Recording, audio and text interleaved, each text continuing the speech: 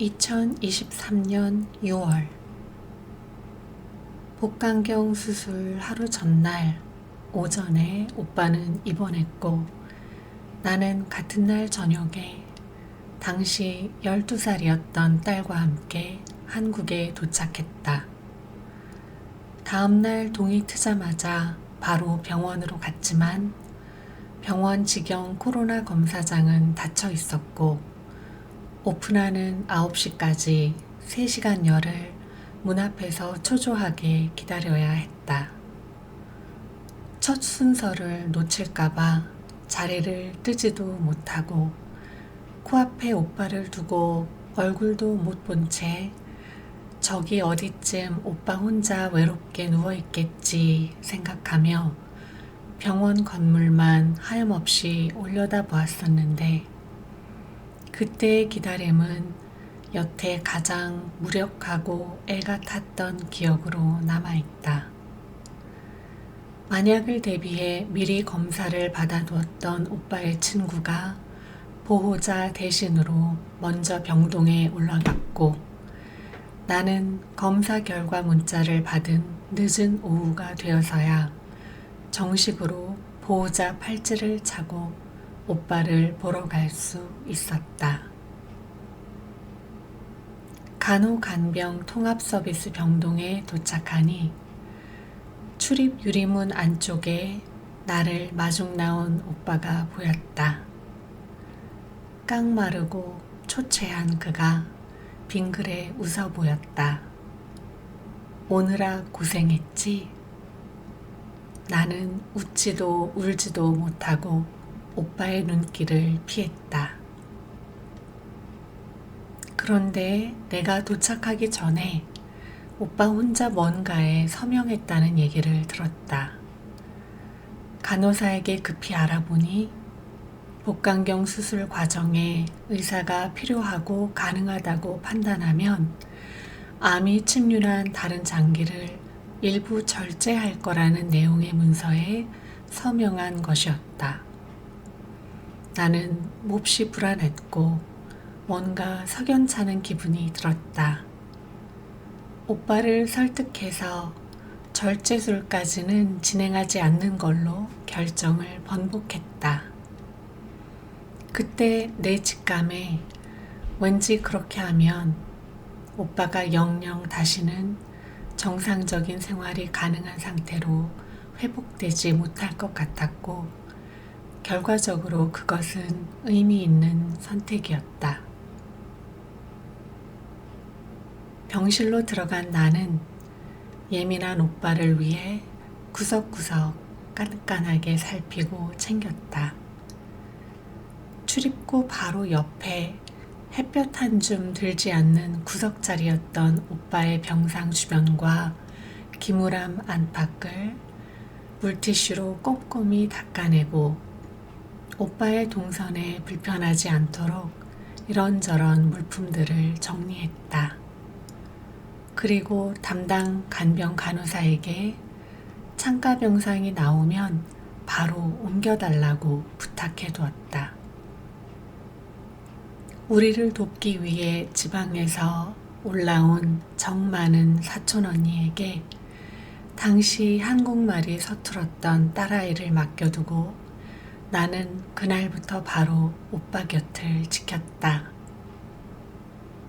이미 있던 병증에 복강경 수술 통증까지 더해져 오빠는 많이 괴로워했고 비슷한 병세로 입원해 있는 다른 환자들의 신음소리까지 더해져 밤새 한숨도 못 자고 오빠는 하루 사이에 초죽음이 되었다. 복강경 수술로 떼어낸 조직검사 결과가 나왔고 주치의쌤은 항암 계획을 차분히 설명해 주었다. 첫째, 복막과 인접한 장기까지 암이 넓게 비침습한 상태라서 수술로 암덩어리를 제거하는 것은 불가능한 상황이라는 것. 둘째, 조직검사에서 특정 표적 항암제를 쓸 수 있는 결과가 나와 다행이라는 것. 그리고 셋째, 내일부터 당장 항암을 시작할 예정이며 표본, 표적, 면역 세 가지 항암제를 모두 투여할 거고 더불어 항암 기간 내내 물도 마시지 않는 완전 단식을 병행한다는 내용이었다. 항암제 투여는 이틀 동안 진행되지만 완전 단식으로 인한 탈수 등 문제를 막기 위해 각종 영양제와 수액이 투여되므로 매 항암마다 일주일씩 입원해야 한다고도 했다. 무지하고 절박했던 우리는 주치의 쌤의 처방과 계획에 전적으로 의지하고 따를 수밖에 없었고 그땐 그런 패턴의 항암이 얼마나 고통스러운 것인지 상상도 하지 못했다. 오빠는 첫 항암을 위해 입원해 있는 일주일 동안 극도로 쇠약해졌다. 끊임없이 구토와 설사에 시달렸고 입술은 말라 갈라지고 얼굴과 손발이 퉁퉁 부었고 눈빛이 흐려지고 말수가 줄고 미소가 사라졌다. 퇴원날 귀갓길 엘리베이터 없는 4층까지 오빠는 앙상한 손으로 난간을 붙잡고 온몸의 힘을 끌어모아 한 계단 한 계단 겨우 올라갔다. 혹시라도 가파른 계단에서 오빠가 뒤로 쓰러지기라도 할까봐 나는 나대로 온몸에 힘을 주면서 오빠 뒤에 바짝 붙어 따라 올랐다.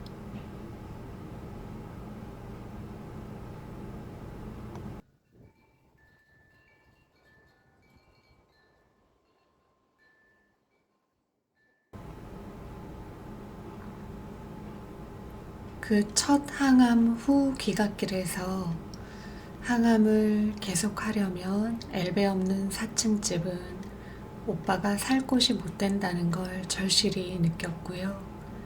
다음날 바로 계약 기간이 많이 남아있던 오빠의 새 집을 동네 부동산 여러 곳을 돌며 내놓았습니다.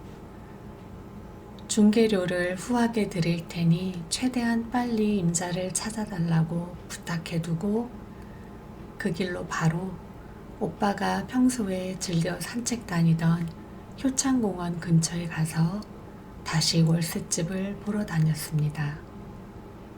운 좋게 걸어서 3분 내로 공원까지 닿을 거리에 반 계단만 올라가면 되는 1층으로 작은 투룸 월세집을 찾긴 했는데 이사 일자가 문제였어요. 거주하시던 분이 입주할 아파트를 구해둔 예비 신랑이었는데 다급해하는 저를 보고 많이 난처해하던 모습이 기억이 납니다. 나는 차분히 사정 얘기를 했고 소정의 보상금을 제안하면서 이사 일자를 최대한 당겨 계약을 성사시켰습니다. 당시에는 예상 못했던 변수로 인해 나중에 다시 또 새로운 곳으로 오빠의 거처를 옮기긴 했지만 그 효창동 집은 오빠가 연세안병원으로 항암하러 갈 때마다 또 제가 한국에 오빠를 보러 갈 때마다 우리에게 따뜻한 보금자리가 된 곳이었습니다.